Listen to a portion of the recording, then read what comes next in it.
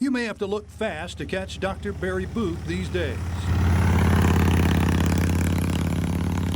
Back in May, the coronavirus pandemic put the writing on the wall for the now octogenarian. I was talking to my daughters and they said, "Daddy, you're 80 years old. You need to change lanes." This impromptu reunion, where he practiced dentistry for the past 54 years, what he calls his Fillin Station, brought fond memories from all of the staff who worked with him during those years. I worked for him for 35 years.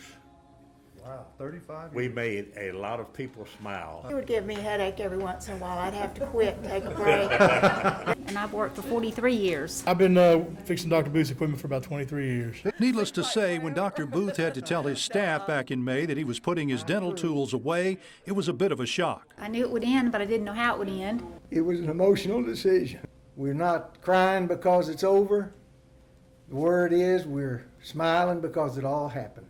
But this little fill-in station is more than that. At times, it was a base of operations for many of Dr. Booth's other adventures, like Honor Flight South Alabama. 9 total honor flights. We took 957 World War II veterans to Washington. To do that, Booth surrounded himself with others who he already knew could do the job. Army Colonels Pat Downing and John New, Navy Commander Pete Ream, and Margaret Coley, who orchestrated a big welcome home for the veterans, the kind they didn't get when they returned from World War II. We had a grand time, but nobody had a better time than those veterans.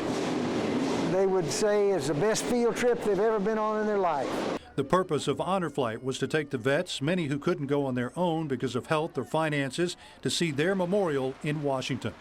But Dr. Booth was also instrumental in honoring those vets and others in another way. His gift of land made it possible to establish the Alabama State Veterans Memorial Cemetery in Spanish Fort. The Mobile National Cemetery was full. The alternatives was Biloxi and Barrancas, and we wanted our own local. For now, Booth will continue as a battleship commissioner, an appointment he's held for 15 years. And since his dental retirement, Booth has been spending time here, a nearly 800-acre tract of land he calls Shiloh, next door to the Veterans Cemetery.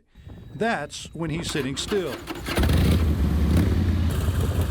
His new motto now is 80 is the new 20. And if you blink, you just might miss him.